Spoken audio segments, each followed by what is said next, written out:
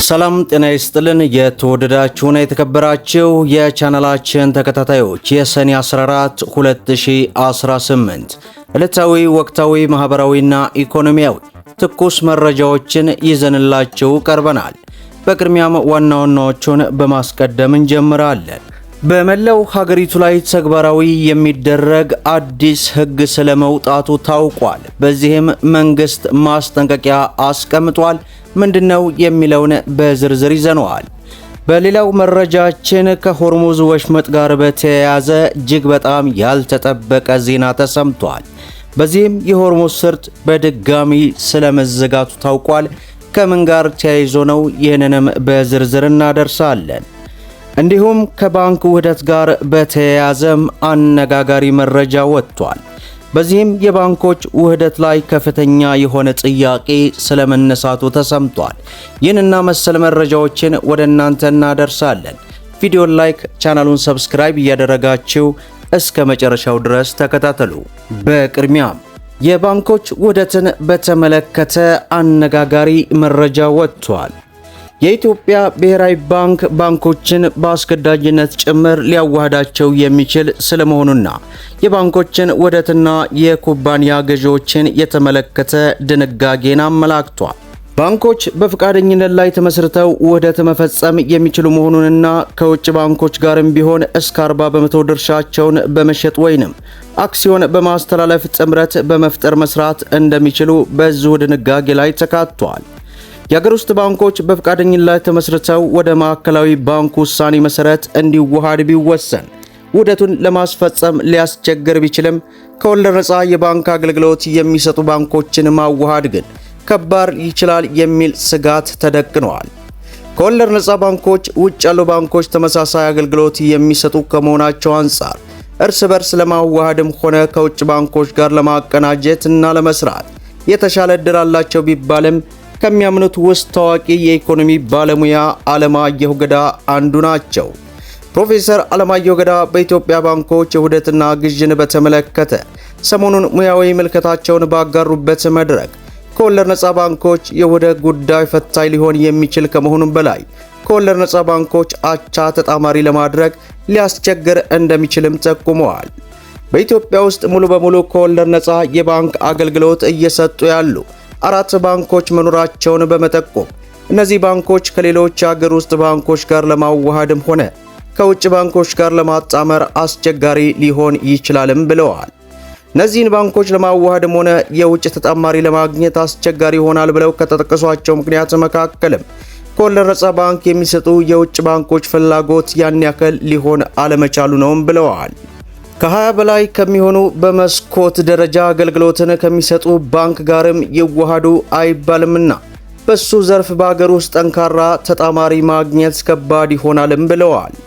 ከወለድ ነፃ የባንክ አገልግሎት ውጭ ያሉ ባንኮች በቀላሉ ውህደት ለማድረግ የሚያስችል ብዙ አማራጭ ቢኖራቸው ኢስላሚክ ባንኪንግ ሸሪያን መሰረት አድርጎ የሚሰራ በመሆኑ በተመሳሳይ ቢዝነስ ላይ የሚሰራ ተጣማሪ ባንክ የማግኘት እድሉ ጠባብ ነውም ተብሏል። ከወለድ ነፃ ባንኮች ውህደት ከአራት ሙሉ በሙሉ ከወለድ ነፃ ባንኮች ጋር ብቻ ማያያዝ እንደሌለበት የሚገልጹት አቶ ፍቅሩ በአሁኑ ወቅት ሁሉም ባንኮች ሊባል በሚቻል ደረጃ በመስኮት ከወለድ ነፃ የባንክ አገልግሎት እየሰጡ ናቸውም ብለዋል። የመስኮት አገልግሎት ደግሞ እንደ ጊዜያዊ የሚታይ ቢሆንም አገልግሎትን በመስኮት ጀምረን ቀስ በቀስ ወደ ሙሉ በሙሉ ከወለድ ነፃ የባንክ ስራ እንገባለንም የሚል እንድምታ አስቀምጠዋል። ስለዚህ ከባንክ ውስጥ በመስኮት ደረጃ እየሰጡ ያሉ አገልግሎት ራሱን ችሎ እንዲቋቋም በማድረግ ከአራቱም ሙሉ በሙሉ የወለድ ነፃ ባንኮች ጋር ሊዋሃድ የሚቻልበት እድል ስላለ እንዲህ ያለውን ነገር ማሰብ እንደሚገባ አመላክተዋል። ከወለድ ነፃ ባንክም ሆነ ተካፋል ኢንሹራንስ በዓለም ላይ እያሳየ ያለው እድገት ከፍተኛ ከመሆኑ አንጻር እዚህ ዘርፍ ላይ መሰማራት ቢያንስ በምስራቅ አፍሪካ ብልጫ ያለውን ገበያ መውሰድ እንደሚቻልም ገልጸዋል። ከውጭ ተመሳሳይ ባንክ ጋር በመሻረክ ትልቅ ካፒታልና በዘርፉ ልምድ ካላቸው ባንክ ጋር ተዋህዶ ጠንካራ አገራዊ ከወለድ ነፃ ባንክ ለመፍጠር ሊቻል ይገባል ያሉ ሲሆን በመስኮት ደረጃ አገልግሎቱን እየሰጡ ያሉ ባንኮች ራሳቸውን ችለው በመውጣት እርስ በርስ ለማዋሃድ ራሳቸውን ማዘጋጀት አንዱ ይሆናል ማለቱን ሪፖርተር በዚህ ሰዓት አስነብቦናል። በሌላው መረጃችን የሆርሙዝ ሰርጥ በድጋሚ ስለመዘጋቱ ዓለምን እያነጋገረ ይገኛል። የኢራን ማዕከላዊ ወታደር እዝ የእስራኤል ጦር በደቡባዊ ሊባኖስ ላይ የሰነዘረውን ጥቃት ተከትሎ በዓለም አቀፍ ንግድና የነዳጅ ማጓጓዣ ቁልፍ መስመር የሆነው የሆርሙዝ ወሽመጥ ምንም እንኳን ከአሜሪካ ጋር ስምምነት ላይ ቢደረስም ሙሉ በሙሉ መዘጋቱን በዚህ ሰዓት ይፋ አድርጓል። አልጀዚራ የኢራንን ወታደራዊ መግለጫ ዋቢ አድርጎ እንደዘገበው ከሆነ ቴህራን ይህንን አስቸኳይ እርምጃ የወሰደችው እስራኤል በሊባኖስ ላይ የፈጸመችውን ጥቃት ኢራን ከአሜሪካ ጋር የደረሰችውን የስምምነት የጣሰ መሆኑ ተገልጿል። የኢራን ከፍተኛ ጥምር ወታደራዊ እዝ በሰጠው መግለጫ የወሽመጡ መዘጋት አሜሪካና እስራኤል የገቡትን ቃል በማክበር የተወሰደ የመጀመሪያ ምላሽ መሆኑ ነው ሲል ያስታወቀው።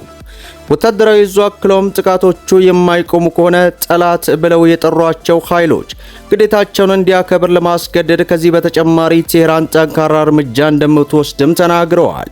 ምንም እንኳን አሜሪካና ኢራን የቀጠናውን ጦርነት ለማስቆም የተፈራረሙት መግባቢያ ሰነድን ተከትሎ በሊባኖስና በእስራኤል መካከል የተኩስ አቁም ስምምነት ተደርጎ የነበረ ቢሆንም በደቡባዊ ሊባኖስ የተሰነዘረው ጥቃት የሰው ሕይወት የጠፋበት በመሆኑ ስምምነቱን አደጋ ላይ ጥሎታል ማለቱን አልጀዚራ በዚህ ሰዓት ይፋ አድርጓል። በሌላው መረጃችን አዲስ ሕግ ስለመውጣቱ በዚህ ሰዓት ይፋ ሆኗል። የኢፌዴሪ የአካባቢ ጥበቃ ባለስልጣን በደረቅ ቆሻሻ አያያዝና አወጋገድ አዋጅ ቁጥር 1383/2017 መሰረት የማሸጊያ ፕላስቲክን ያላግባብ ለንግድ ዓላማ የሚውሉ ተቋማትና ግለሰቦች ላይ ሕጋዊ እርምጃ መውሰድ መጀመሩን በዚህ ሰዓት በማስጠንቀቂያ መልክ አውጥቷል።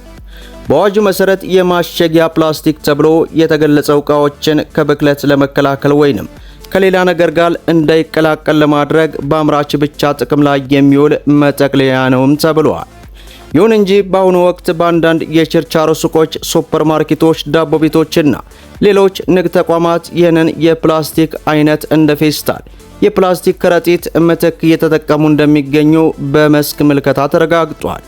ይህ ተግባር በሕግ ከተደነገገ ዓላማ ውጭ በመሆኑ ማንኛውም ተቋም ወይንም ግለሰብ ከዚህ ድርጊት እንዲቆጠብ ባለስልጣኑ በጥብቅ አሳስበዋል። መመሪያውም በመተላለፍ የማሸጊያ ፕላስቲኮችን በሕገወጥ መንገድ የፌስታል ተኪ አድርጎ የሚጠቀም አካል ላይ በአዋጁ መሰረት አስተዳደራዊና ሕጋዊ እርምጃ ወስዳለሁ ማለቱን በዚህ ሰዓት ያወጣውን ሪፖርት ተመልክተናል። መደመጥ ያለባቸው ወሳኝና አነጋጋሪ የሆኑ መረጃዎችን ይመስላሉ።